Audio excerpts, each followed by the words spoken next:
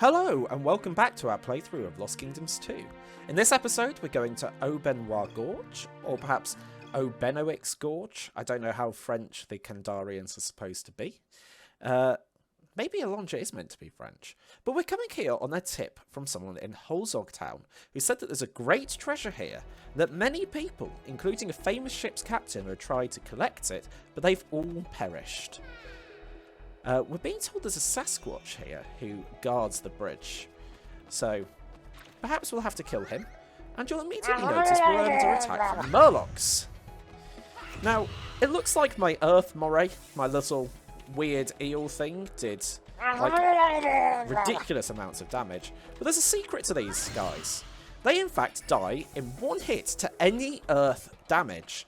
So, what you want to do is bring multi-use Earth weapons, like the Spartoi, just to quickly kill all of these little fishmen, the Wodianoi, the Murlocs, whatever you wish to call them. This is the Sasquatch. He is the guardian of the gate. You'll notice I don't take a lot of damage from him. I'm actually wood-aligned now. So, I actually have resistance to water.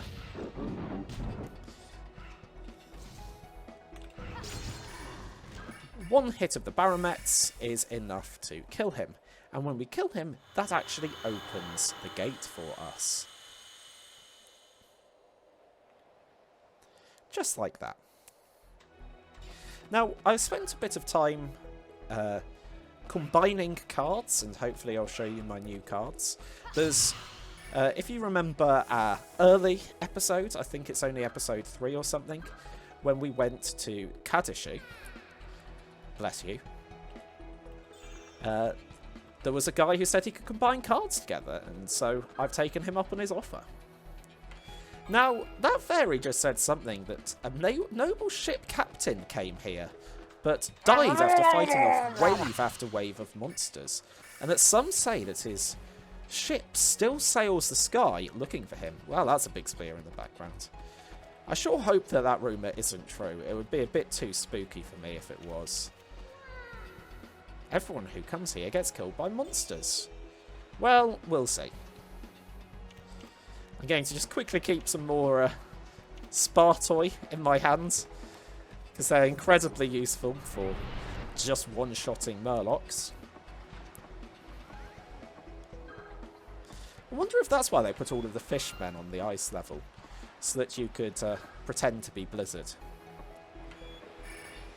Please don't unsubscribe. So anyway, always bring your... Oh no, no.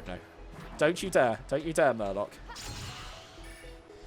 Have to just quickly disarm Murlocs before they become too much of a problem.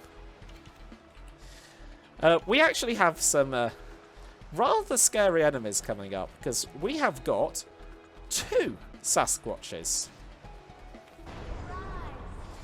I think Green Vengeance is a bit more reliable. Ooh, that's a good amount of hits. 2 each.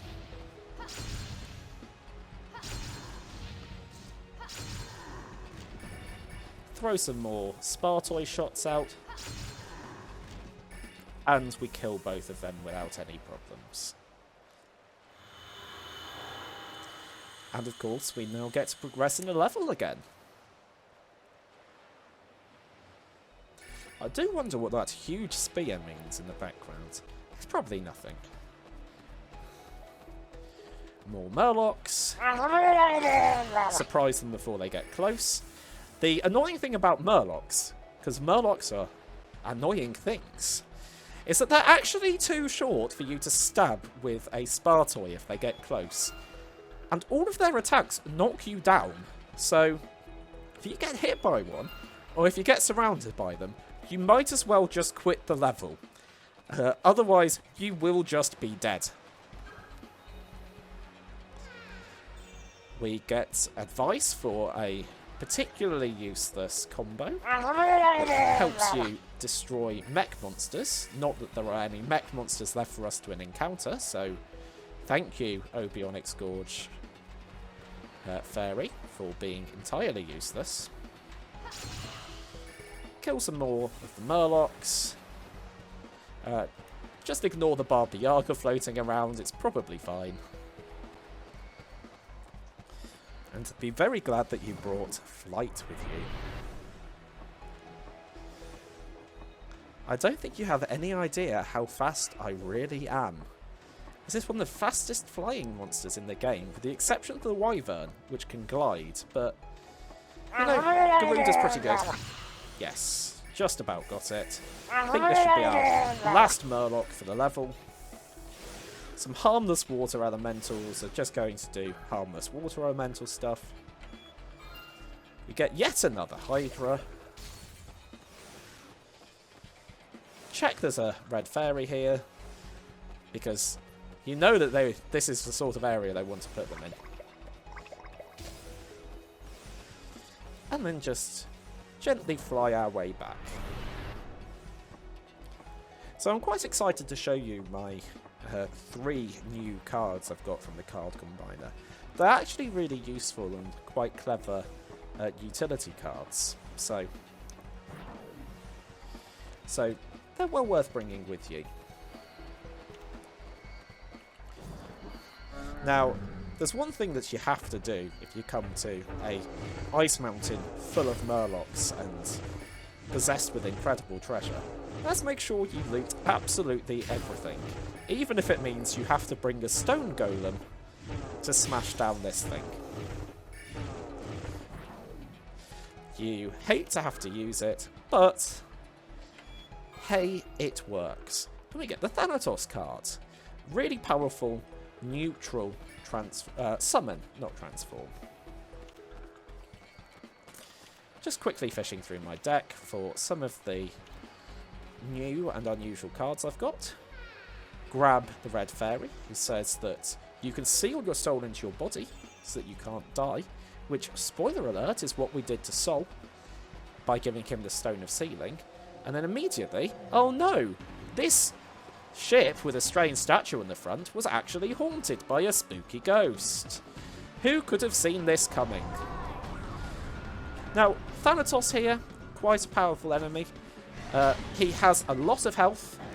Notice he tanked my Jade Giant hit like a boss, but he also teleports away as soon as you hit him, which means you need to try and hit him with powerful effects, like the fireworks and their Meteor Fire card. For another nice 50 damage. Here he is. Run up to him, and then use Wing Waves from the Pegasus. Really huge AoE. Helps if you're a wood master like I am. Quickly dodge that. And transform into the Centaur. A transform who is able to shoot arrows and leap about. Really fast movement. Long range makes him a useful jump. Whee! Makes him a really useful transform if you want to play the game actively and not just rely on other people to do everything for you. He also can charm people. Can't charm this guy, he's a boss. But we're going to just finish him off using the Flame Gargoyle and the Flame Blast, which easily finishes off Thanatos. And what's this? Is it me, or is the ship vanishing?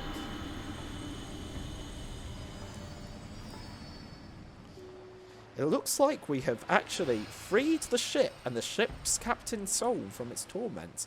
And as a result, we have got the Ghost Ship card, which is absolutely as good as it sounds. You literally just throw an entire ship at your enemy. Nice 3-star rating. And it gives us one of each. Wodianoi, really good independent. The Thanatos summon. And of course, yet another Hydra. So that will conclude this episode of Lost Kingdoms 2.